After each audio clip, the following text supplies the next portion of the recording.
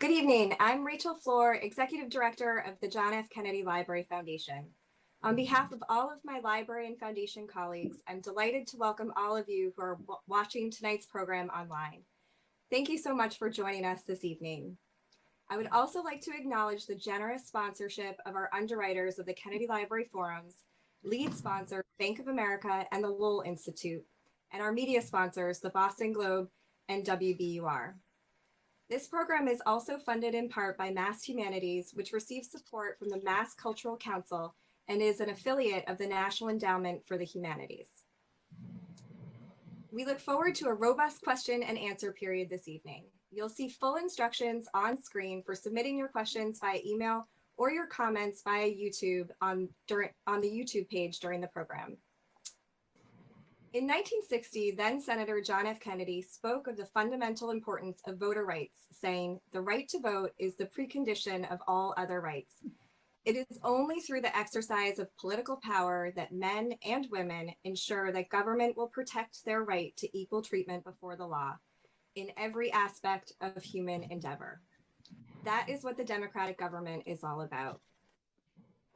We are so pleased you've joined us this evening for this evening's first session of our special conference in commemoration of the centennial of the ratification of the 19th Amendment, Expanding Democracy, the 19th Amendment, and Voting Rights Today.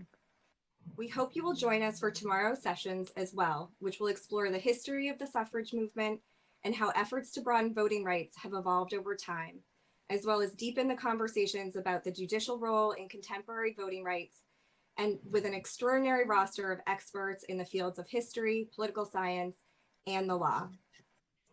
For full information about the conference, please visit our website, which contains more information about all of these sessions and a full program for the conference. And now we are so grateful to have this opportunity to explore the career and leadership of US House Speaker Nancy Pelosi, who Ambassador Caroline Kennedy called the most important woman in American political history when presenting her with the John F. Kennedy Profile and Courage Award in 2019. I'm delighted to introduce tonight's speakers. Molly Ball is the national political correspondent for Time and a political analyst for CNN and frequent television and radio commentator. She is the author of Pelosi, a biography of the first woman Speaker of the House. Prior to joining Time, Ball was staff writer covering US politics for The Atlantic and had reported for Politico, the Las Vegas Review-Journal, and the Las Vegas Sun. She has worked for newspapers in Ohio, Pennsylvania, and Cambodia, as well as the New York Times and the Washington Post. Her political coverage has earned her numerous awards, including the Gerald R. Ford Prize for Distinguished Reporting on the Presidency. Susan Page is award-winning Washington Bureau Chief of USA Today, where she writes about politics and the White House. She's covered 6 White House administrations and 10 presidential elections. She has interviewed the past 9 presidents and reported from 6 continents and dozens of foreign countries, and has appeared as an analyst on numerous television and radio programs. The author of New York Times bestselling book, The Matriarch, Barbara Bush and the Making of an American Dynasty. Her book, Madam Speaker, Nancy Pelosi and the Lessons of Power, will be forthcoming in spring of 2021. I'm also so pleased to welcome Nancy Cortez, our moderator for this evening's discussion, back to the library, virtually, of course, this time. Nancy is the chief congressional correspondent for CBS News. Based in Washington, D.C., she contributes to all CBS News broadcasts and platforms. She joined CBS News in 2007 as transportation and consumer safety correspondent, where she covered significant stories about the nation's transportation infrastructure and important safety issues. Previously, Nancy was ABC News correspondent based in New York, a Washington-based correspondent for News One, an affiliate news service of ABC News, a reporter for WJLA-TV Washington, D.C., and she began her career as a reporter in Honolulu. Please join me in welcoming our special guest tonight. Well, thank you so much, Rachel. It's really an honor to be back with you at the Kennedy Library, and it is a special delight to be joined virtually by 2 women who I admire so much professionally and like so much personally. So Thank you so much to Molly and Susan for doing this. I'm really looking forward to a fascinating conversation about a woman who I've been covering day in and day out for the last 12 years as a congressional correspondent, and that's Speaker Nancy Pelosi. So we look forward to getting your questions as well. You in the audience, please send them in, and we'll be talking all that over. There is so much to discuss, especially because we are on the eve of an election. So I want to talk about that. I want to talk about, obviously, as you all know, Susan just did a magnificent job moderating the vice presidential debate. So we will get into that as well. But I thought I'd start out, ladies, by asking you both why you chose to write about Nancy Pelosi in the first place. Why was she your chosen subject? You're both such talented writers. You have all of Washington to choose from. What was it that drew you to Speaker Pelosi as a subject? Molly? Sure. Well, I was assigned to write a profile of Nancy Pelosi when I took this job at Time Magazine in 2017. She had never been on the cover of Time or any American news magazine, including Newsweek, U.S. News, and she was a little bit bitter about that fact. She would occasionally drop these little barbed hints, as she tends to do. Isn't that curious? All these men have been on the cover. Boehner's been on the cover. I haven't been on the cover. And, you know, she had been at that point. It's been 10 years since she became the first woman Speaker of the House. And we hadn't put her on the cover. And you know, we're going into the midterm cycle, the first national elections of the Trump era, where she was really the focus of that entire election cycle. So we met for the first time in Baltimore's Little Italy, where she's from. And even though it was 20 degrees out in January 2018, she had chocolate ice cream for breakfast. And we started talking about her life, her roots, her family. And it ended up being one of the more fascinating pieces that I've written. I don't know what Susan's experience has been, but she's not the easiest person to write about. She's very private, and she, you know, the politicians you love to profile are the big personalities, the Lindsey Grahams of the world, the Stacey Abrams, the great orators, you know, who are always telling funny stories. And she's kind of the opposite of that. So I think for me, at least, it took a little bit of digging to get engaged with the subject. But once I did, I really felt like this was someone who was an important figure, but also an underappreciated and widely misunderstood figure. So once I had gotten her on the cover of Time Magazine, I still felt like there was more of a story to tell about her. How about you, Susan? You know, I thought she was consequential and underestimated. And some of that being underestimated has been ameliorated in the past year or two with her, the fact that she has emerged as the chief Democratic foil to President Trump.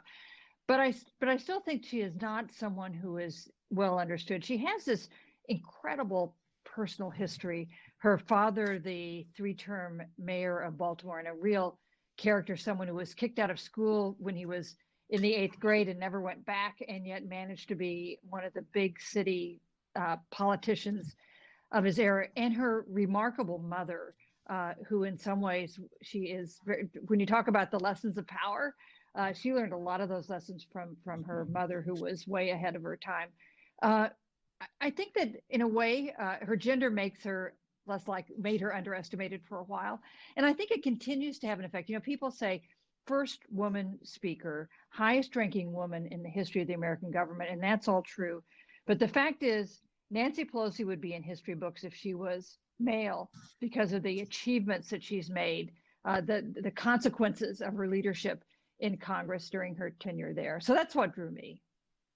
You know, it's interesting because both of you sort of bring up the fact that you felt that she was underestimated, unrecognized, in your words, Susan. And it strikes me that there have always been two kind of main reasons for that. Number one, and I know you wrote about this, Molly, is the fact that she's so competent that you sometimes don't realize how hard she's working. And so, you know, major accomplishments kind of go unnoticed because she does them in such a seamless, achieves them in such a seamless way. It would be a much heavier lift. You'd see the strain perhaps in other leaders, but she operates so efficiently, you don't really notice how difficult some of the things that she's pulled off are. So that's number one. And then number two, I think you sort of hinted at this, Susan, it's as a woman, you sometimes don't get the props from your male colleagues that the men might get. And I noticed a few years ago, she sort of took on a new attitude about that and basically started tooting her own horn because she recognized that other people, other men, were not going to necessarily do it for her. So she would just come right out and say, well, I'm where I am because I'm a master legislator, or I'm really good at my job. And that was sort of unusual, but also refreshing to hear from any leader, particularly a woman leader. And so I'm wondering, what you think about both of those sort of facets of her leadership, the fact that she, makes it look easy, and also the fact that, she's had to kind of toot her own horn. I think it's both of those things, but I think it is also the fact that she is so incredibly focused on results that she is not as focused on that sort of public relations aspect of the political game. And all politicians say this, right? Oh, I'm worried about getting the results for the American people, not tooting my own horn. But in her case, it's really true. And you can see multiple instances over the course of her career when she's either actively avoided credit for things that she's doing because she wants someone else to get the credit, or because she believes that there's more effectiveness in not having her fingerprints on it, or whether it's just because it's not as important to her. It's she really is not focused on her public image. And when you try to engage her in conversation about the way that she's perceived, which has driven so much of the conversation around her, right? The hundreds of millions of dollars in attack ads that have been aired tying various Democrats around the country to her negative image. And it's just not something she's particularly interested in. And in fact, dating to the very beginning of her political career, people would come up to her and say, they're saying these awful things about you. And she'd say, well, don't tell me that. I don't want to know. If you're annoyed by these things they're saying about me, go out and work harder. Go out and, organize another precinct or raise some more money, make some more phone calls. And I've experienced this as well. Whenever you try to engage her in conversation on the subject, she kind of goes in another direction. So I do think that there has been that belated shift in her own willingness to sort of brag and toot her own horn. But I think there's a reason for it. It's not just that she became exasperated with the, in her view, false way that she was being perceived. It's because particularly when she had to fight to remain minority leader in 2016 and then to regain the speakership in 2018, she realized that negative image that was attached to her was interfering with her goals, was interfering with her ability to get the results she wanted, whether it was leading the Democrats in the House or then, running the Congress and getting legislation passed. Those are great points. Nancy makes great points. I think there's one more reason that she's been consistently underestimated. And this was an observation that I first heard of from Scott Schaefer, who was a young Democratic organizer when Nancy Pelosi was beginning to run for office in San Francisco, and is now a political director for KQED there. He said, Nancy Pelosi is the best person on the things that you don't see.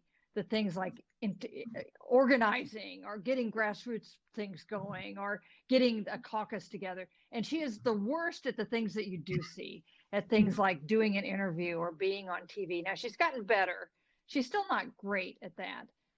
And I think that's been one reason she wasn't taken as seriously from the start. The people who dealt with her, for years before she ran for office, politicians who ended up dealing with her were so impressed that they urged her to run for governor or the Senate or whatever. That would include Mario Cuomo and George Mitchell, who worked with her at the Senate Campaign Committee, because they saw this kind of skill that she displayed on the inside.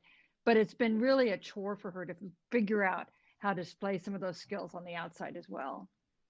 Yeah, and I want to go back and talk about her backstory and how she got into electoral politics. It's such a fascinating story. But before we do that, I do want to sort of focus on what we're all thinking about right now, obviously, which is the election. And it'll have huge consequences for her because obviously She has dozens and dozens of bills that have passed in the House, but have been sitting in the Senate and aren't going to go anywhere unless Democrats flip the Senate and also win the White House. And Susan, since you spoke to Speaker Pelosi this morning in your final interview for your book that's coming out next year, I'm just wondering if you could tell us how she is feeling about the election, what she thinks is going to happen, any insights that you gleaned from speaking to her today. So I hope this isn't my final interview. I'm hoping to do one more right after Election Day. So don't jinx that. Okay, But, sorry. I did have my 10th interview today with her for the book, and it's embargoed for the book, so I can't be too specific, but I can tell you that she is in a really good mood. Without telling you exactly what she said, I can say that she is a pretty happy camper when she looks at next week's election. And as in that Nancy Pelosi way, she has a lot of plans for what's going to follow that in terms of legislation early next year. That is very much what she did in 2008 when Barack Obama was elected. She had legislation teed up so that the new president could get a fast start. And I would look for that to happen this time as well. Right. And when it comes to the House, I think I read the other day that she said that she's already feeling fine about their races, and she's already thinking about 2022. So certainly, trying to show some confidence there. Okay, so let's go back then and talk a little bit about how young Nancy Pelosi ended up in the role that she is in today. And Molly, maybe you can just sort of take us through a little bit of her story and how she learned so much about politics, not just from her father, which we know as the mayor of Baltimore, but almost more importantly from her mother, Big Nancy. Yeah, that's right. From the time of that first conversation that I had with her in Little Italy, she always went out of her way to spotlight her mother's contributions. And it was clear that this was, because she felt her mother had been overlooked as an influence in her life. And also, I think it's true with any woman who achieves prominence, there's this sort of mad scramble to find the man who's responsible, the man who taught her everything she knew. You see this with AOC, for example, a lot. There's this persistent thread of people who want to know who the sort of Svengali is, because there must be some man behind the scenes, right? She can't be the one writing her own lines or coming up with the zingers that she puts on Twitter. And so I think there's throughout Nancy Pelosi's career, if you sort of read the way she's been described, there's always this emphasis on her father or Phil Burton or all of these male influences in her life. And I think she wanted to correct that by pointing out how formative her mother's influence was. So it was a combination of, her mother's personality was very strong, very, very fiery personality. She once supposedly punched a precinct worker in the face. She was also a political organizer, a strategist. As with any politician, they're just sort of the name on the ballot, but the whole family is running. And that was very much the case in the D'Alessandro family, running the Women's Democratic Club, helping to get out the vote, all of the things that she did as sort of the woman behind the great man. But she also grew up seeing how her mother was limited, how her mother wasn't allowed to do a lot of the things that she aspired to do. She wanted to go to law school. She wanted to start a business. She actually had a patent on a beauty product. But in those days, you needed a man's signature on the checks or on the form in order to make an investment, and her husband wouldn't give it to her. So she grew up with this knowledge of the ways that her mother's life was limited just because she was a woman. And I think that informed both her sort of emerging feminist consciousness and also her determination not to be limited in her own life. And then, Susan, Nancy D'Alessandro goes off to college in Washington, D.C., an all-girls school, and meets Paul Pelosi while she's there, has 5 children in 6 years, and becoming a politician herself was absolutely not on her radar screen at all when she moved to San Francisco. That's true. And, I think people are skeptical when she says that, like surely she had a master plan for how she would become the highest ranking woman in American history. But after doing this book, and I bet Molly has had the same experience, I'm convinced that is correct, that she had no idea, no expectation that she would go into politics herself. Now, she was always politically active, even in New York, when she had all those little children. She was handing out leaflets. She was trying to work on grassroots organizing, but always as more a precinct volunteer, not with any expectation of running for office. And like so many women of her generation and the generation that followed, she did not run for office until another woman urged her to do so. It was when Sala Burton, who was then the congresswoman from San Francisco, who had succeeded her husband, who had died, Phil Burton. It was when she, on her deathbed, urged Nancy Pelosi to run for office that she seriously considered doing so and decided to run. And I think discovered in her first year in Congress how much she loved it and how well she did at it. But there was no master plan, and it was a surprise to everybody, including her father and her brother, when she ended up being the candidate. Now, she interestingly sort of had a whole bunch of skills that she had developed over a lifetime that she was able to put to work very quickly when she became a congresswoman at, I think, 47. I mean, first of all, she had grown up with politics in her blood, keeping the favor file, right, Molly? And, understanding how transactional politics could be from a young age. But then she also had that sort of drill sergeant aspect from having all those young children and never really having help, really handling all herself.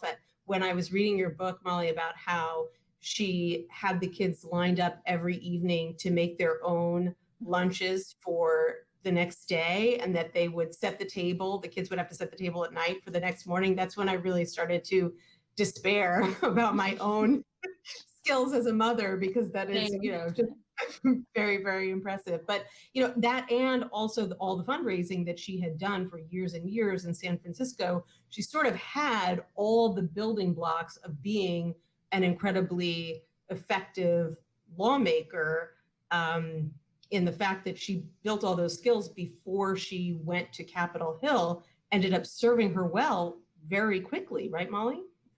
Yeah, absolutely. And I think particularly the influence of motherhood on her life, the way it changed her life to become a mother. She talks about how she sort of felt her capacities being expanded by that experience of young motherhood. And I think this is another aspect of her history that's been underappreciated because politics is so male dominated, and journalism too, for the most part, historically political journalism. But if you think about having 5 kids under 6, it's coalition politics, right? You've got this fractious team of rivals who are at each other's throats, and you've got to somehow convince them that nothing's going to get done if you don't all have a shared goal that that everybody has a role in. And so, there was one of her friends at one point said that she knew that Nancy Pelosi was going to be successful in politics when she saw all these little kids folding their own laundry. So yeah, some serious mom goals for me as well. But then fundraising is another one of those skill sets that's very much about those interpersonal skills of being able to flatter and cajole people who are like toddlers, both egotistical and somewhat irrational, right? And convince them to give you what you want, whether it's a donation or a vote on a bill when it comes to legislating. So that was another, she became one of the nation's top fundraisers from her home in San Francisco. I think it also helps that she's quite rich, right? She's part of the same socioeconomic class as the donors she's hitting up for cash. But I do think that was very good training in terms of the type of interpersonal skills that she would then bring to Congress, and the relationships themselves, because she had relationships with a lot of the politicians that she would then go on to serve with. So from the very beginning, she was able to call in favors that your normal freshman in Congress would not have been able to do. Right. And you can't underestimate the power that fundraising gives her even today. I mean, she will say flat out when she's asked whether she wants to remain speaker for the next 2 years, the next 4 years, she'll say, do you know how much money I raised for this party? That is one of the reasons why I deserve to continue to stay in this role. And it doesn't hurt that it makes a lot of new lawmakers beholden to her because she has helped raise so much money for their races. I was just reading today an article in which her office said that she has raised $961 million, so almost $1 billion for Democrats since 2002, which was pretty stunning. And I thought one of the stories you told, Molly, in the book that was really notable was the fact that when Pelosi was being sworn in, that her father actually whispered in the ear, I think, of the speaker, she should be on appropriations. And that also seems like it has been a real key to her success on Capitol Hill, is understanding, if you understand where the money goes, how it gets appropriated, how you can take something from this pot and put it there to sweeten the deal in a negotiation, you really kind of have the keys to the castle. Susan, can you talk about how her background as an appropriator, which is something she likes to talk about a lot herself, her pride in that skill, how that has propelled her rise as well? Yes, and of course, her father actually served on the Appropriations Committee himself. And when he was there for her swearing in the first time, after she'd run election the first time, the final months of his life, he was terminally ill at that point. He said to Jim Wright, you should put her on appropriations, which of course she didn't get as a freshman, but she was focused on that and maneuvered to get on it in pretty short order because she understood the power of controlling the money. There was another goal she had in terms of committee assignments, and an unusual one. She wanted to get on the Intelligence Committee. She ended up being the longest serving member on the Intelligence Committee. And she saw that as a way to bolster her national security credentials, which she thought would be important. And that's also advice that she's given women now entering Congress to get on foreign relations or get on a military affairs subcommittee or get on the Intelligence Committee, so that is a field that you also feel comfortable in. But yes, even at news conference, she does this weekly news conference. Nancy, I know you're there every single week, where every other week she says, and I'm an appropriator. It's clearly one of her badges of honor. I want to talk about those press conferences because, I'm curious what your thoughts are, Susan, after being there so many times, kind of as an observer. I imagine taking the long view for the book that you're writing, rather than those of us who are kind of jostling to get our answer to that question for that night's story, and whether you've noticed changes over time in her approach to the media. In my experience, she's gotten more and more comfortable kind of using media as a foil, sort of taking a page from Republicans who often feel that, creating a little bit of a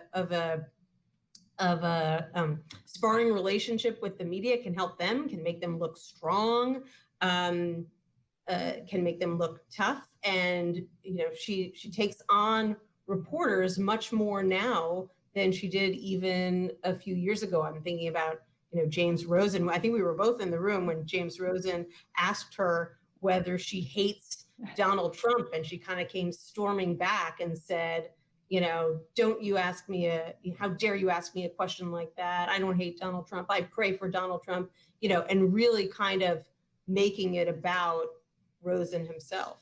Yes, and that was one of the rare cases where she took the bait from a reporter. She's very disciplined usually, and that was a case where he definitely got under her skin with the question. I just say two things about these news conferences. One is that she makes a big effort to call on female reporters.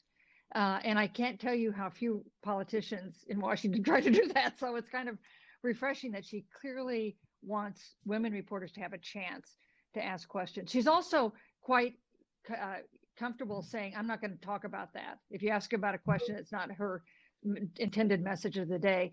But a third thing I'd say is she is just enormously more confident now in her second tour as speaker than she was the first time around as speaker. And it wasn't that she lacked confidence the first time around, but really her command of her caucus, her comfort in addressing issues, her willingness to be combative, her belief, she's just a more formidable figure this time around than she was last time around. And she was, pretty formidable last time around too. Why do you think that is? Why do you think that she has a different maybe confidence level about her leadership role now, or a willingness to show it publicly than she did the first time. And that's for both of you. I talked to Jim Clyburn about this issue. He made in an interview I did with him, he made a point I thought was pretty smart. He said, and Jim Clyburn, of course, the highest ranking African American in Congress, he said that when you're the first, that you got extra ground to prove. You really have to prove yourself, and that people are watching you both to see you succeed and some of them to see you fail. And that what he thinks happened with Speaker Pelosi is that she did that her first tour as speaker, and so she didn't need to do it the second tour as speaker, and so she just had more confidence in a different kind of standing than she did the first time she was elected. Yeah, Molly, I remember you wrote in your book that the first time that she was sworn in as speaker, she wore, I think, a navy blue suit, and the second time she wore a hot pink dress. It was a purple suit. It was sort of plum colored. And part of that, I think, is just changing fashion trends. But absolutely, she's become more assertive. I would just add that I think also, her favorite word, her favorite concept is leverage. And she senses that she has leverage with the media, that she can go after us and get what she wants, frankly. And so, she's a person who values control. She likes to be in control of her surroundings. So if that is disturbed, she does sometimes get, uncharacteristically off message. But I think she uses the media environment as a way to achieve the results that she wants as much as anything else. So how does she wield that control? How does she keep her unruly Democratic children in line? And how does it differ from the way that other major leaders operate on Capitol Hill, Molly?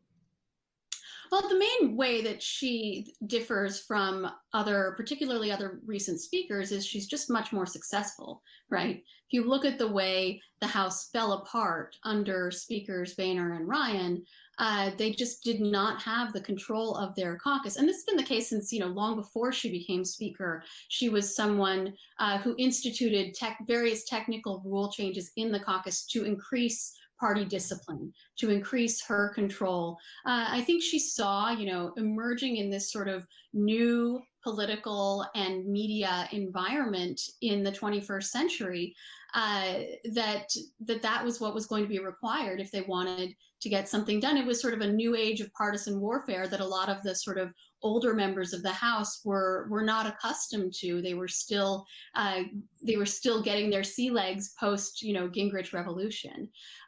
So she uses various tricks to keep people in line. It's not a lot of punishment. People think that she punishes people. In fact, somebody who once crossed her, a congressman who once crossed her, then got on his chosen committee the next time it came to committee assignments. And one of her lieutenants said, well, why are you still letting him have his committee after what he did? And she said, well, now he has to give me what I want next time. If I punish him, he doesn't owe me anything. So This is the way she thinks. She's very good at the sort of carrots and sticks. And, there's various techniques that you can learn from watching her, whether it's negotiating techniques, or persuasion techniques within her caucus. But I think what I came to realize in documenting all these different tricks was that it isn't a sort of toolkit of tricks. It is on some basic level just a very deep understanding of human nature. She just really understands human motivation. She's got a steel trap memory. She could tell you, of every single member of her caucus, not just where they're from, what their district is like, the political currents of their district, and what issues they're interested in and not interested in, who they are feuding with and allies with, what caucuses they're members of, all of those different things. So that helps. But she really just understands how people work and which buttons you have to press to motivate a human being. Susan, she obviously, she has this tremendous amount of control over and understanding of her caucus. She knows exactly where her votes are. She's rarely surprised. How much of that has to do with her leadership style, though, and how much of it has to do with the fact that, at least at this point in time, most of her caucus is rowing in essentially the same direction, whereas Speaker Boehner and Speaker Ryan had to deal with this faction, the Freedom Caucus, that was often rowing in a completely different direction than the rest of the party. And there was almost nothing that these speakers could do or say to get them on board. Yeah. Remarkable that we're talking about Democrats as all rowing in concert, because that's not the traditional picture that we have of the Democratic Party. And we shouldn't forget that just 2 years ago, she was seriously challenged for being elected as Speaker.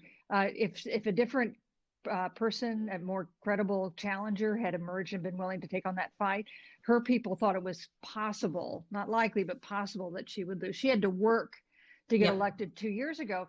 And yet she almost instantly solidified her position in that early showdown in the Oval Office with President Trump, where he said, well, it's hard for her to talk because of challenges to her leadership, and that she turned and very crisply responded to him, and then came out of the West Wing wearing that swingy red coat that's become such an icon. And is the cover right here on the cover of Pelosis book. No one in America looks at that and doesn't remember exactly why that coat is important or what it meant. So I think in her ability to stand up to President Trump, and the value of the experience that she had in other situations before President Trump was on the scene, has solidified her position.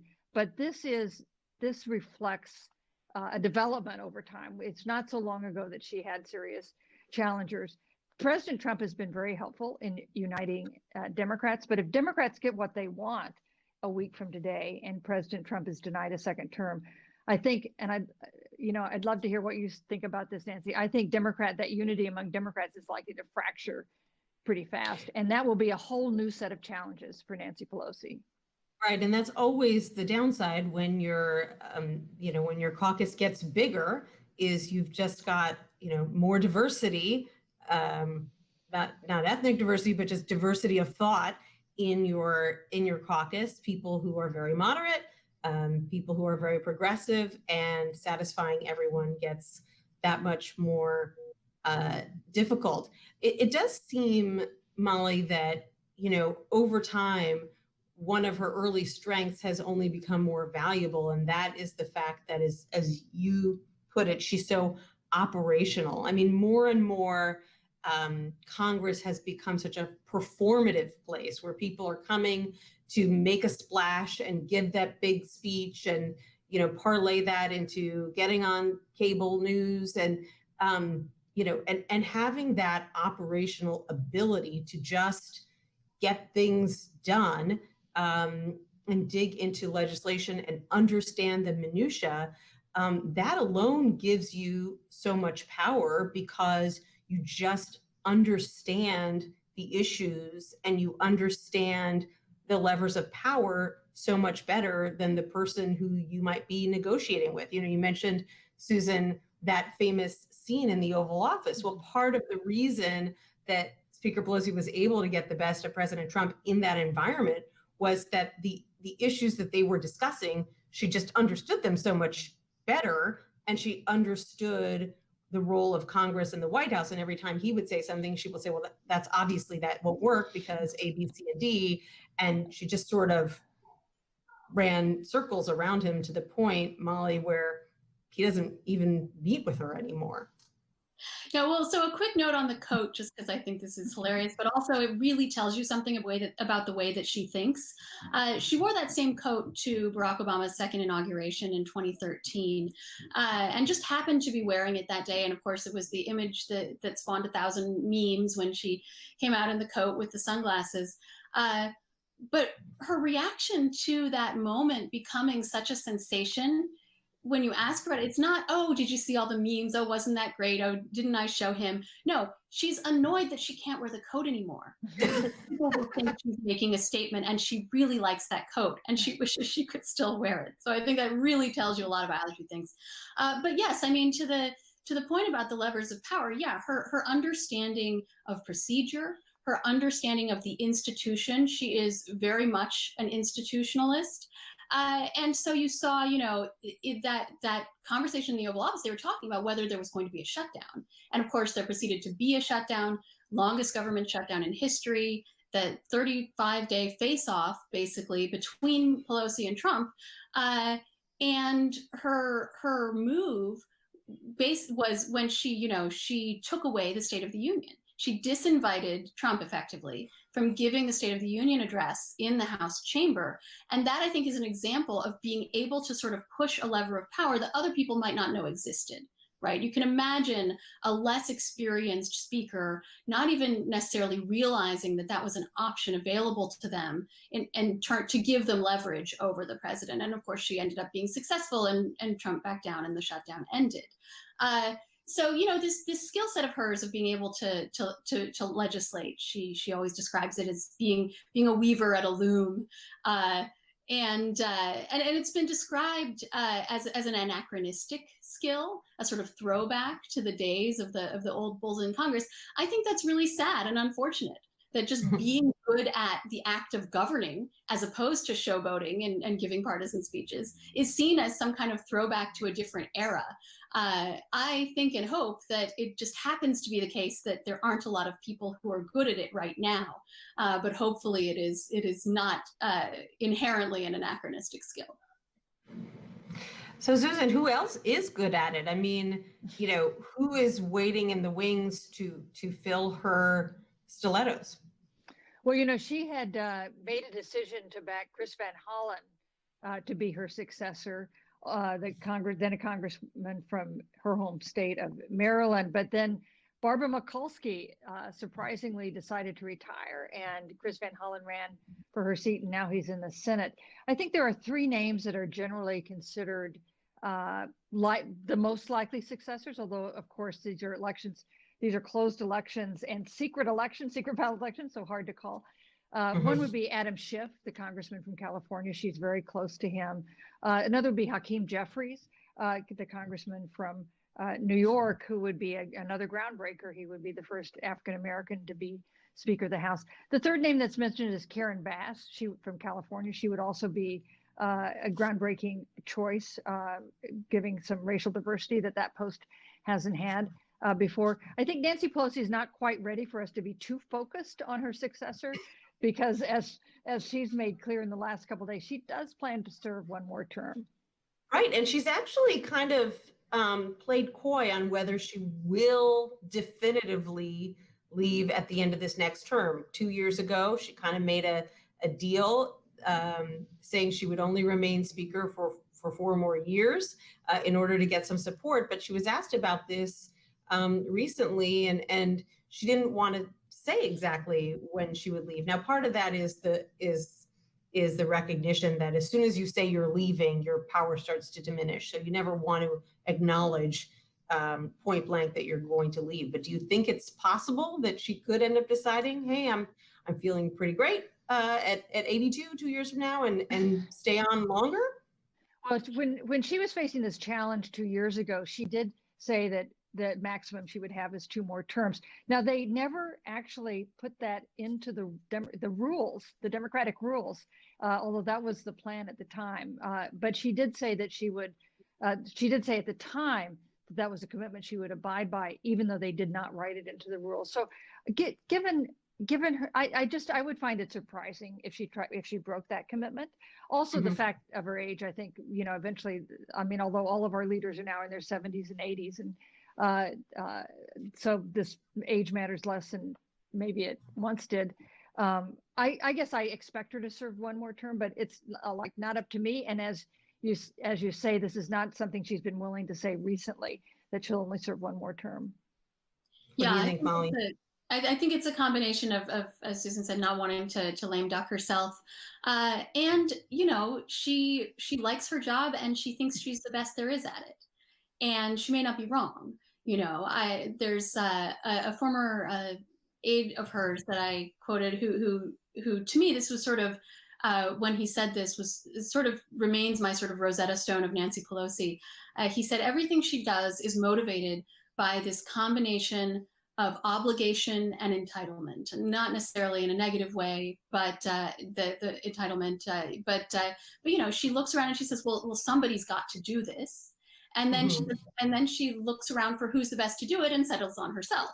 So we've seen over and over again in her career, after 2010, a lot of people expected her to leave, and she did consider it, but she felt that pull of obligation. She didn't see anyone she thought could do a better job. There was work left to do. So I wouldn't be surprised. I wouldn't be surprised if she leaves after one more term, as Susan said. I also would not be totally surprised if she finds some inner rationalization that makes her need to stay. She does feel that there's unfinished business that she would like to get done in her career. And frankly, she's such a high energy person.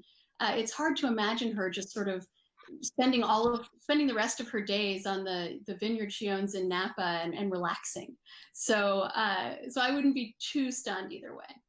Yeah, I'll never forget a couple of years ago, after a particularly tough election year for Democrats, I asked her if she was thinking of stepping down, and she accused me of being sexist. That's right. For asking that question. I want to ask you about a power play that she's employed recently, and what you think of the fact that she has been holding out in these negotiations over a new stimulus package. Obviously, she came in with the full force of House Democrats behind her, having passed this $3.4 trillion stimulus package, and immediately went up against Mark Meadows and Stephen Mnuchin, who wanted to spend far less.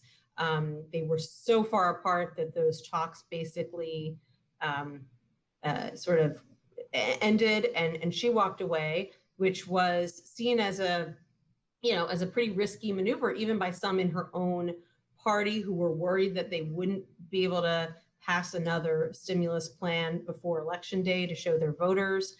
The negotiations resumed a few weeks ago, as she predicted they would, because she knew that the president would have to try to re-engage and try to get a stimulus bill before Election Day. But at this point, they're still talking, and clearly nothing is going to happen before the election. And we don't really know what state the government will be in after the election. So is this a high risk, high reward strategy? Is it going to pay off? And what does it sort of tell you about her leadership style now, Susan? So remember, she did play a big role in pushing through massive amount of stimulus spending in March and April, unprecedented amount of spending to try to provide a lifeline to people, that help to small businesses.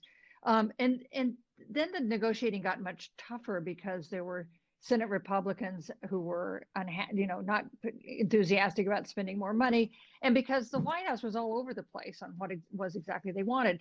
In comparison, Democrats were really quite united, and I think she felt she had a lot of leverage to hold out for what she wanted. And there were a couple of things on which there was big differences, including aid to state and local governments, which Democrats wanted and Republicans didn't. And also Mitch McConnell's number one goal, which was liability protection. If places opened up, people came back and got sick, to limit their ability to sue their employers and others for that situation. She's hung really tough, and it's created a lot of concern, especially among moderates in her caucus, including some of those frontliners, the people who are representing the freshman members representing districts that got flipped in 2018 that gave Democrats a majority and made her speaker. There's been a lot of discomfort that they have been unable to make a compromise to take half a loaf. But I think her determination has been, she might as well hold out for a whole loaf. It's true that she says she can't trust the other side to negotiate, that Mitch McConnell has kind of dealt himself out, and the president has been all over the place in terms of what it is he wants and would back. I think it's finally clear that we're not going to get a deal before Election Day, but I think probably likely that we'll get one in the lame duck session. But we'll see. It's definitely high stakes, a willingness to take a tough line, even when she was hearing nervousness among her own members. Right. What do you think, Molly? Yeah, I mean, I agree with all that. I would only add that, I think if it were just her and Stephen Mnuchin in the room, they would have come up with a deal already. Uh, but part of the reason it isn't just the two of them in that room is that, part of the reason she had a very good working relationship with Secretary Mnuchin is the Democrats did very well in those negotiations with him, whether it was the budget that she negotiated with primarily with Mnuchin last year, or those early rounds of COVID relief. And so part of the reason that the administration and the Republicans sent Meadows into that room was they felt like Mnuchin kept getting rolled. Now, she doesn't think that. She thinks this was a mutually, beneficial negotiation, which all parties could walk away from satisfied.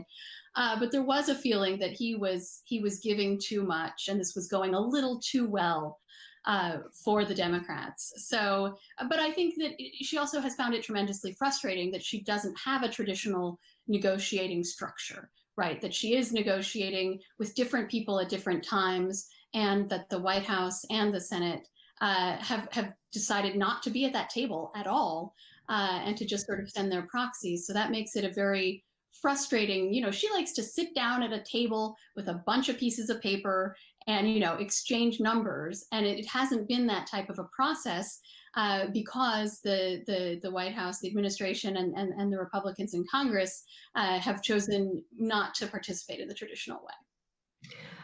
One more question I want to ask you before we go to the audience questions, because there are a lot of them. It's very exciting. Is that because we are speaking virtually at the Kennedy Library, I'm wondering if you could both talk a little bit about this very surprisingly long history that Speaker Pelosi has with the Kennedy family, dating back really to when she was a young girl. Can you talk a little bit about that, Molly, and then Susan? Sure, yeah. Yes, from the time, but before John F. Kennedy became president, she was enthralled with him. At one point, when she was still in high school, he was still a senator, and he was coming to Baltimore to speak at a Democratic dinner. So Nancy then D'Alessandro's mother actually pretended to be sick so that her daughter could sit at the head table with her father, the mayor. And she still keeps that picture on the wall of her in her little dress as a teenager with Senator Kennedy. She attended the inauguration. She quotes from that inaugural address all the time. And I think that her ideology was really patterned on the sort of JFK template. It was a much more sort of idealistic and progressive orientation than the sort of more transactional views embodied by her father. And certainly as an American Catholic, she found it tremendously inspirational to have the first Catholic president, and that meant a lot to her. So, there was the endorsement over the summer in the Senate race that surprised a lot of people, myself included. And it was funny that her stated explanation, and I haven't found a better one, honestly, was basically just Camelot nostalgia. That, she's got nothing against Ed Markey, and they worked together quite well when he was in the House, but she just loves the Kennedys, and she always has. When she went to that 1960 convention in Los Angeles, she bought a Youth for Kennedy pin in the shape of a donkey, which she wore all the time at the convention. And she's kept it ever since. And in 2008, she was back at the JFK Library. Maybe some of the people watching this were at that event. And she wore the pin. She still has it. And she talks about how she was unwilling to donate it to the Kennedy Library, even though it it has some historic resonance. Her relationship with the family got closer more recently when she and Ted Kennedy worked so closely together in the early days of pushing through the Affordable Care Act. And they had a behind the scenes coordination in an effort to make sure that everybody went big, didn't go small. Big debate after that Massachusetts Senate race where Scott Brown was elected and Democrats lost their 60th vote in the Senate about whether they should go for a pared down Affordable Care Act, a pared down healthcare plan. And Ted Kennedy and Nancy Pelosi worked together to make sure that didn't happen, that they went with the biggest ambitions possible. So she has really a long history with the Kennedy family. and both, both political dynasties in a way. Okay, so I'm going to turn now to some of the questions from the audience, and they're great. And I see several questions along the same lines when it comes to young women. One person asking, who are the young women in training? Who is Speaker Pelosi grooming? And one person says, I don't see a closeness between her and AOC. So maybe this is maybe a two-parter. Talk about who the women are that Speaker Pelosi might be training, and also talk a little bit about her very interesting relationship with Alexandria Ocasio-Cortez. Yeah, well, so the day that Alexandria Ocasio-Cortez won that shocking upset primary against Joe Crowley in the summer of 2018, Nancy Pelosi's first call was to Joe Crowley, and she told him how devastated she was and how much she was going to miss him. But a few hours later, she was on the phone to AOC saying, I am always so happy to have more young progressive women in our caucus. And I think she was telling the truth about that too. She has worked very hard over the course of her career to recruit women, to try to get more women to run. She's tremendously proud of the fact that in this centennial year of the 19th Amendment, there are 100 women in the House for the first time in history, and they all, wore white when they were sworn in honor of that fact. And she has had a lot to do with that. The relationship with AOC notwithstanding, she has at points been rather dismissive of AOC, but she feels that there are a lot of potential stars among the women in the caucus. The women in the caucus have been a major strength of hers within the party. It's a big part of the reason that she was able to get into leadership when she first had a very difficult leadership election against Steny Hoyer, and they've remained very strongly behind her. But there isn't a particular woman that she's taken under her wing and groomed. She did very much like Katie Hill from California back in 2018, 2019, but she rather spectacularly flamed out and is not there anymore. But she is someone who, although she has tried to recruit women and train them and bring them along, she's also someone who believes that power isn't something that's given to you, it's something that you take.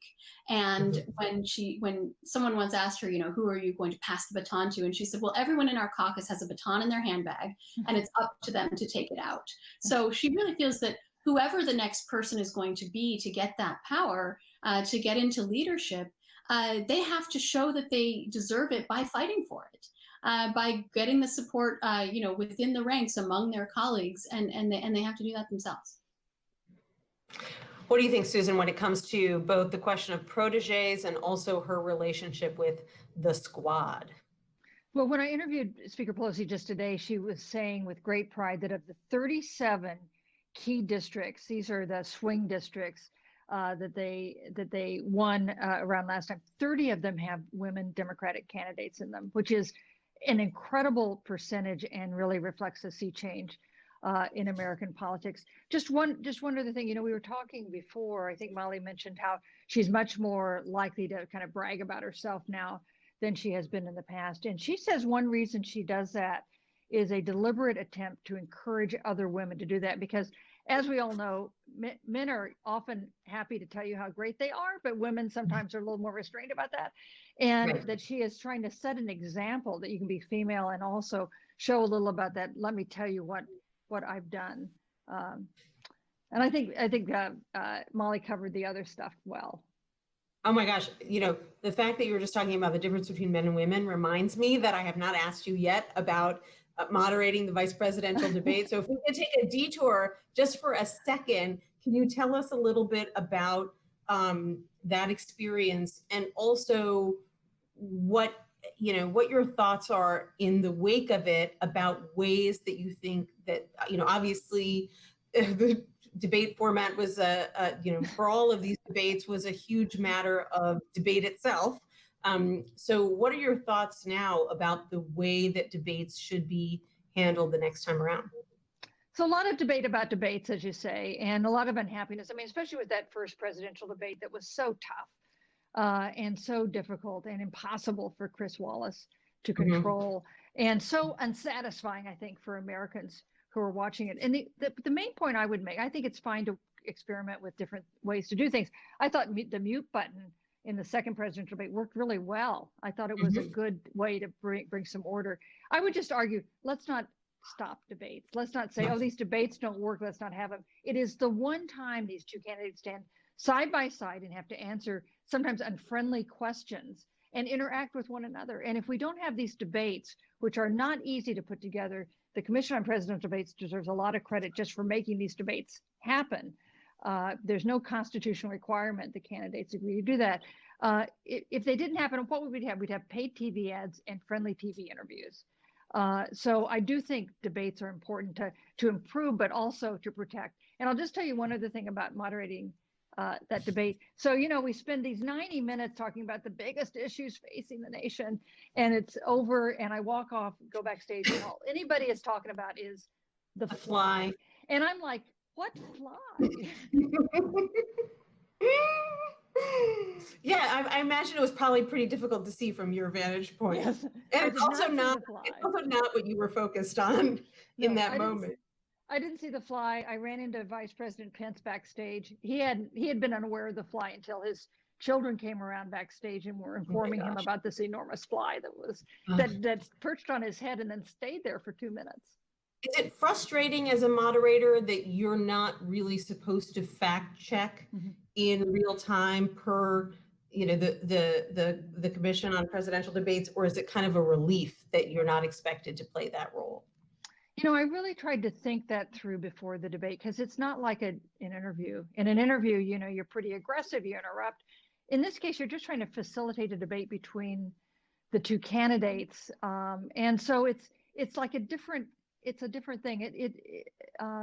It's frustrating, and yet that is kind of the goal of the debate. So, you know, that's, but anyway, it was the most fun part of the debate, having Kate McKinnon play me on Saturday Night Live. And she was excellent, as were you. So thank you for indulging me. Just wanted to hear a little bit about that. But back to the subject at hand. You know, when we were talking about Speaker Pelosi nurturing younger women, there's a question here about, you know, about the fact that Speaker Pelosi is always willing to raise money for new members, but this person was asking why she doesn't seem to help Democratic candidates unless they're progressive. Can you talk a little bit about this balancing act that she has had to play throughout her entire career? First, obviously, you know, being stereotyped as this San Francisco liberal by Republicans, having, you know, hundreds of thousands of ads run against her, but you know, having to weigh the various equities in her caucus. Yeah, it's very funny when you track the evolution of her public image to see that it's gotten to this point where, on the one hand, if you bring her up around conservatives, she's this, you know, sort of terrifyingly liberal figure, the archetypal San Francisco liberal, a phrase which originated at the 1984 convention in San Francisco, which then volunteer Nancy Pelosi was instrumental in actually bringing to San Francisco. And I think that really tells you that that she has, that not only that the center of the party has moved in her direction, but that she's been a part of moving it. She is really a central figure in the evolution of the Democratic Party in the last couple of decades. And so you get that weird flip side, which is that although, you know, conservatives can consider her, you know, further left than Fidel Castro, to a lot of Democrats, she has become a sort of moderate figure.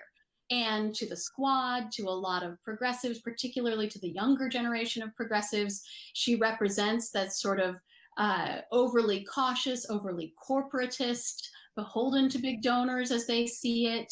And I do think, you know, it tells you something also about her fundamental orientation, that while she is in favor of campaign finance reform, she would like to see a system of less money in politics. Given that the way the system is, she works within it and she tries to dominate it. She's going to try to win the game as long as these are the rules of the road, even if she might wish to play by different rules. So she is now more, I think, at the sort of ideological center of the Democratic Party because the party has moved leftward. But it is a balancing act for any speaker. I mean, as you said before, Nancy, you don't get to the majority without a big tent. And she, I think, is even more cautious this time than she was the first time around of how precarious that majority is and how important it is to protect the moderates in the swing districts, the frontliners, to make sure that they come back and that you come back as speaker in turn. So you know, it's not the case that she only supports so-called progressive candidates. In fact, the Democratic Campaign Committee under her leadership more often supports candidates who are seen as sort of establishment or even moderate, depending on the district, to the chagrin of a lot of progressive activists. But she wants to win, and she firmly believes, as a sort of political theory of the case, that the way you win elections is by running toward the middle. Yeah, I mean, I remember, Susan, at one of her press conferences when she was asked about the Green New Deal, which had just been released, she kind of mocked it and said, "Oh, I don't know anything about that Green New Dream," or whatever it is they call it, which on one hand, given her devotion to climate change issues, is sort of surprising that she would mock it in that way. But clearly she was worried about the entire Democratic Party kind of being painted with one brush as being behind a plan that is viewed by some as very ambitious and by others as completely unworkable. You know, I think there are two different models for liberal leadership. You know, Nancy Pelosi is pretty liberal. She, in her personal politics, probably about as progressive as you can get, but she is, in her words, her favorite word, operational. She wants to figure out what can actually get done. And you look at somebody like AOC, also very liberal in some ways. The two women aren't that far apart, but she's more of an aspirational, inspirational leader who wants to kind of change the parameters of the playing field on which what can get done gets done. So I actually think that's been the source of the friction between the two of them, not so much on what they believe, but on the imperative, in her view, in Nancy Pelosi's view, to do what you can to get the best deal that you can get, and in AOC's term, to change things in a more fundamental way. Mm-hmm. That's really true, and probably helps explain Nancy Pelosi's sort of longstanding ambivalence towards Bernie Sanders as a candidate as well. Susan, there's a question. Socialist, right? And she's probably not, and although she is quite liberal, she's probably not as liberal as a lot of people think. She actually won her first election to Congress, the only tough election she's ever had, as the sort of conservative Democrat in the race, running against a socialist, a member of Democratic Socialists, who attacked her for being basically the Democratic establishment and the puppet of the donor interests in Washington. And she probably won that race with Republican votes. In fact, she had messaging that was directed specifically at conservative households in San Francisco, promising that she would not raise income taxes. So by San Francisco standards, she's almost on the right. I was laughing because there was a question here saying, Susan, how do you think Pelosi would have handled the VP debate if she had been in your chair? Obviously, she would not have held a candle to you. There are several questions about healthcare along the lines of asking if you could give more detail about Speaker Pelosi's role in crafting and enacting the Affordable Care Act, getting it over the finish line, and then also, will she be able to reenact a major healthcare bill if the Supreme Court invalidates Obamacare? So that's a lot to bite off. Susan, maybe you could start, and then Molly can chime in as well. Yeah, and on an easy issue like healthcare, so how hard could it be to answer? I'll just say that you know, I know that Molly had a big chapter in her book about the fight for the Affordable Care Act. So do I. And my conclusion at the end of that was that it never would have happened without the inspirational leadership and vision of President Obama, but it never would have happened without the slugfest that Speaker Pelosi waged in the House to get it through, when her only option was to get through a version of the bill that nobody in the House liked because of the loss of the Massachusetts Senate seat. So both of them would take either one out of that equation, and you do not have an Affordable Care Act. When you think about what happens if the Supreme Court knocks it down, I mean, it depends a little on what the court finds. The court could do a rather limited decision or something that's more far-reaching. I think it'll be another incredibly difficult fight because the landscape has changed, and the idea that Democrats would agree to a version that did not have a really robust public option is unlikely at this moment in our politics. I'd be curious what Molly thinks about that. Yeah, I do think there's a lot more liberal energy behind the issue of healthcare, but I think it actually might be easier than last time simply because not just they've done it once, but the Affordable Care Act is popular now, right? They were trying to push through something that was unpopular from before they even got started when they were doing Obamacare. But now, ironically, right when Obamacare has finally become popular with the public at large, Democrats are suddenly focused entirely on its deficiencies and how it doesn't go far enough.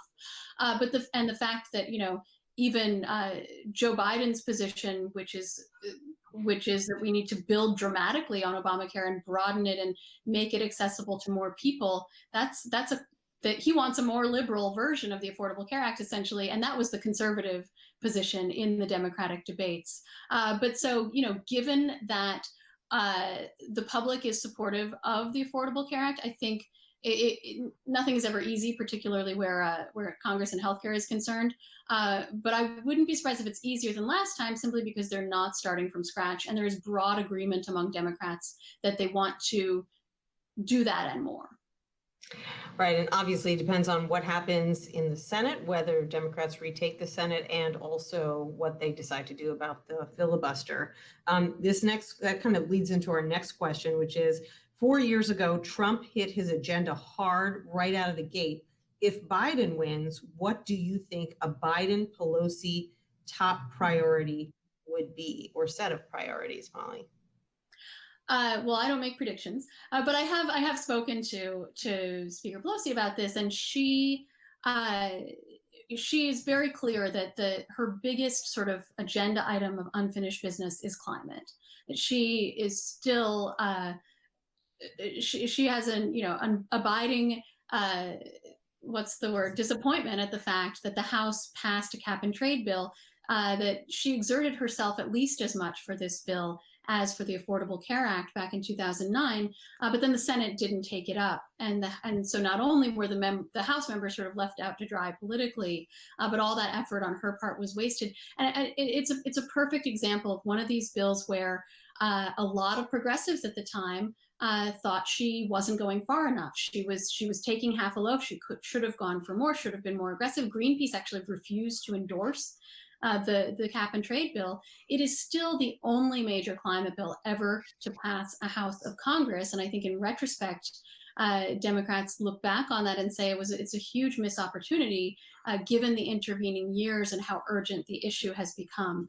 So that I think will be her major focus. And there's a lot of agreement again among Democrats on the importance of that. I think also elements of the HR 1 bill that the House passed first thing in the current session, they call them democracy reforms, things like campaign finance reform and other changes to the democratic process to make it more fair and equitable and accessible. And then she talks about income inequality as being her other big sort of entry on the to-do list. Any others you would add to that list, Susan? So if Vice President Biden's elected in a week, he will take office at a time of real crisis. And I think the crisis is going to define what they do early on. If they don't get a big COVID-19 relief bill passed in the lame duck, that will be, I think, the first order of business for the White House and the Congress.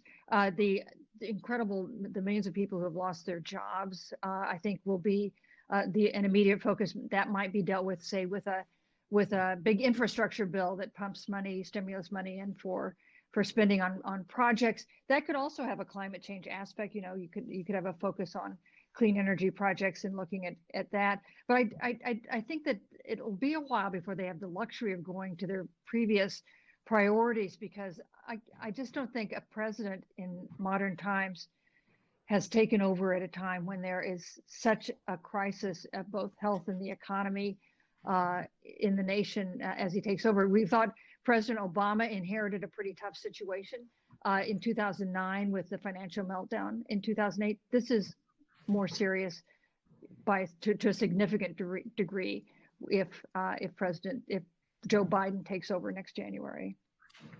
Along those lines, I'm wondering what lessons you think Nancy Pelosi learned from the last time that we had a new Democratic president, Barack Obama, and the huge losses that her party experienced 2 years later in 2010, partly because Obamacare had obviously been, just passed, vilified by, or was about to be passed, but vilified by, the right, and they watched their majority slip away. Do you think that would be instructive? Would they try to do maybe, put big projects like climate change on the back burner, work on things that maybe had, were seen as more moderate in order to protect that majority? Or do you just strike when the iron is hot? I think Susan's exactly right. The crisis has to come first, and I don't think that she has any illusions about that, even if there are other things that she would like to add to her legacy. At the same time, I think a lot of Democrats look back on the Obama years and see a lot of missed opportunities. The fact that so much time was spent passing the healthcare bill and then Dodd-Frank, and then they lost the majority and weren't able to get a lot of other things done. There were a lot of things that the House passed and left on the Senate's desk. I think you will see a Democratic Party that is more assertive, more bold, more partisan, perhaps.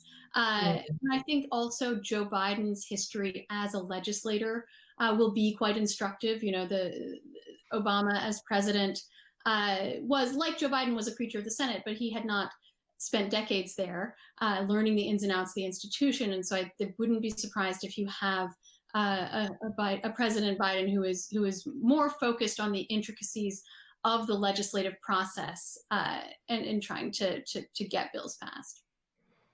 Just two things when it comes to looking ahead at the next midterm and the losses that they suffered in the first midterm with Obama. One thing that Speaker Pelosi is very focused on is running up the numbers of members in this election to have as big a cushion as possible. She's been focused on that for a year.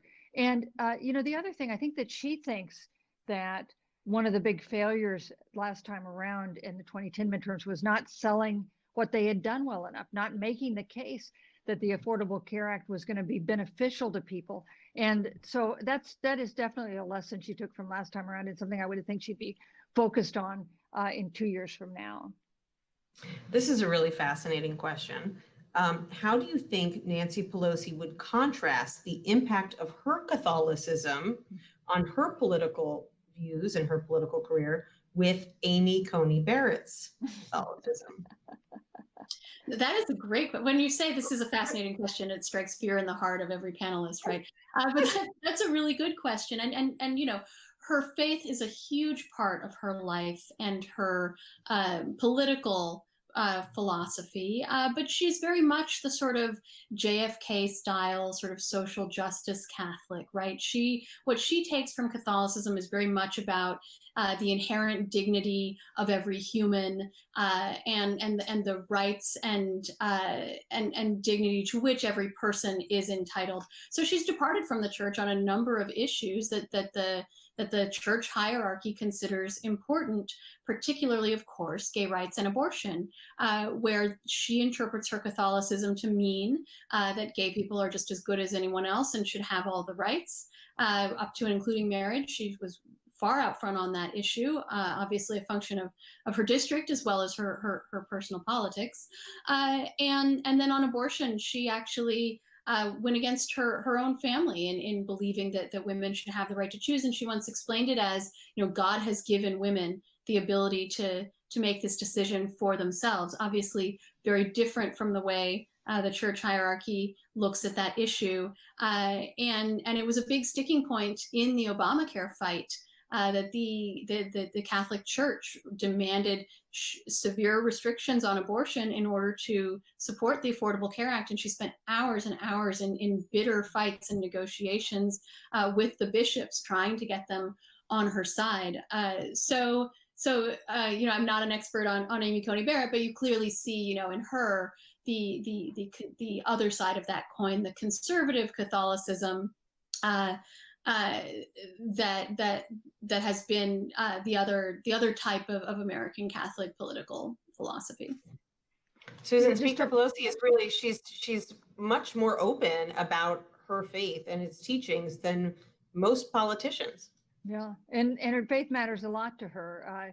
You have to remember, she was educated by nuns from the time she entered kindergarten until she got out of college. She went to the Institute of Notre Dame in Baltimore and then went to Trinity College in Washington. And in fact, it was her mother's great hope that Nancy Pelosi would become a nun. One of Nancy Pelosi's friends told me that she thought that her mother had made a deal. Her mother had 6 boys. Her seventh and last child turned out to be Nancy, her first girl. And she thinks that her friend told me that her mother had promised God that if he gave her a girl, she would make her a nun.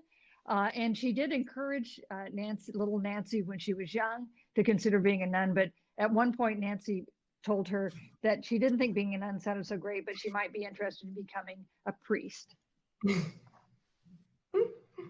That's where the power was, I think. Right. Yeah. She wanted, she wanted to be the top dog always. Interesting pair of questions. Take whichever one you feel you know more about. What is Pelosi's relationship with Hillary Clinton? And are Nancy Pelosi and Kamala Harris friends? Molly, what do you want? Those are both tough questions. I'll take the Hillary one.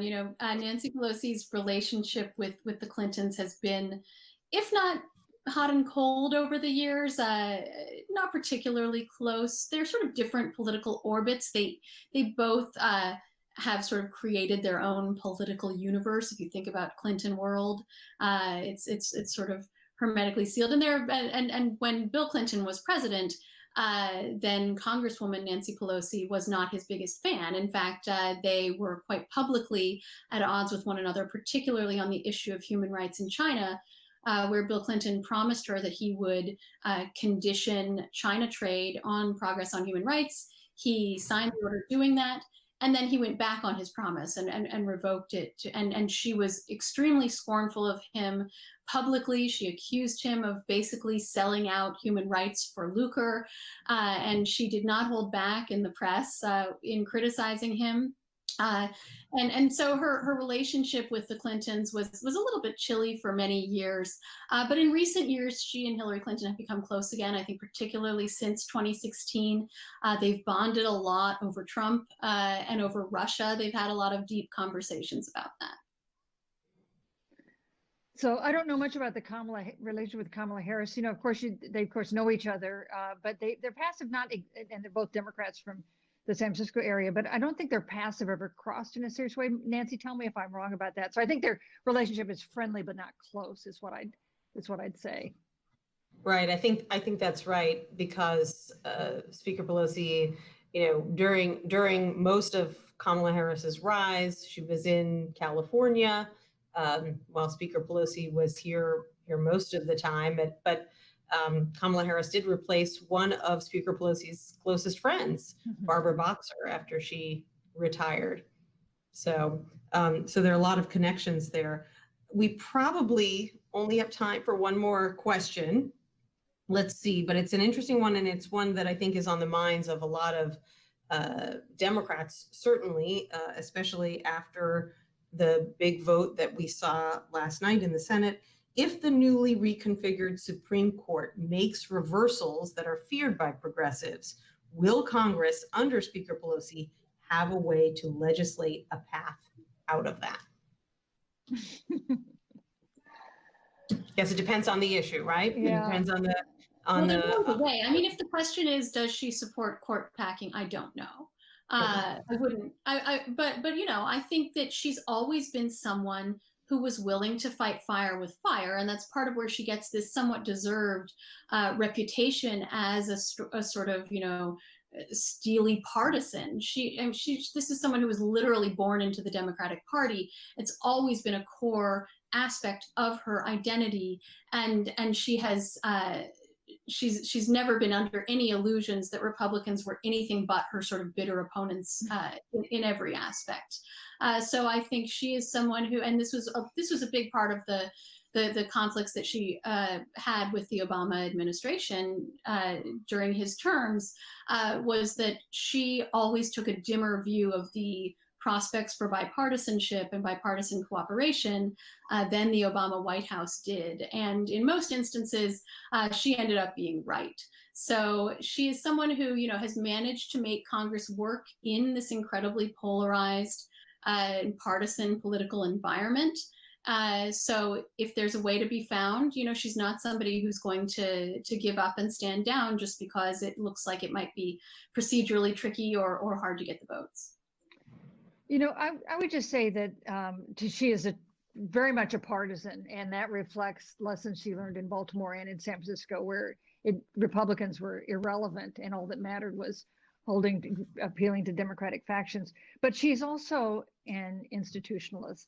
And in that, I believe that she and Joe Biden are probably pretty much in sync in respect for American institutions. I think one of the things that she's found most alarming about the last 4 years are kind of the disruption of norms of some of those democratic institutions. So I would be surprised if she did something that seemed very confrontational toward the court. Now, maybe she'd try to work on legislation that reversed court decisions. That would be kind of natural. But when you think about term limits for justices or expanding the membership of the court, I think that I've never asked her this, but I think that would be at odds with her general attitude and her reverence for the constitutional order. Got it. I guess we'll just close on a lighter note. And because the two of you have spent so much time talking to her family, I'm wondering if you can give us a sense of whether she sleeps, and if so, how much. I mean, this is a woman who I think it's 78, stood for 8 hours in 4-inch heels on the House floor. I wear flats at this point pretty much all the time on Capitol Hill. And, you know, there's the stories about her working late up early are sort of legendary. So give us a little taste of where her stamina comes from and whether she does in fact sleep. You know, she told me that her stamina comes from being an Italian-American woman. And that it's a trait of Italian-American women. And I'm sure that by that she means a trait of her mother and the other women she grew up around Little Italy. No, she never sleeps and she never eats except chocolate ice cream. Friends of hers who have been at her apartment say they open up the refrigerator door and there's nothing in the main compartment of the refrigerator. You open up the freezer and it's stocked with dark chocolate ice cream. Part of that is also a function of the fact that she hates to cook, but she does love her chocolate ice cream, and she does not sleep much. It's really true, you know, and she doesn't drink caffeine or alcohol, remarkably, except for what she gets in the chocolate. And so you hear from other members these terrifying stories of delegations they've been on. You know, they fly halfway around the world and they think that they're going to make a pit stop at the hotel before their first, you know, series of meetings with the ministers or the legislators of that particular country. Nope. She says, I hope you have your suit in your carry-on because you've got to get changed. We're going straight to that first meeting. And so, you know, people who've been on these trips with her talk about having to build in a week or two just to recover because the pace is so breakneck at which she makes everybody work. At one point early in her career, a staffer tried to build some downtime into her schedule, and she spotted it on the schedule. She said, "What's that?" And it's downtime. I don't do downtime. So she does not do downtime. She knows how to relax when that's the agenda, but right. She doesn't sleep very much.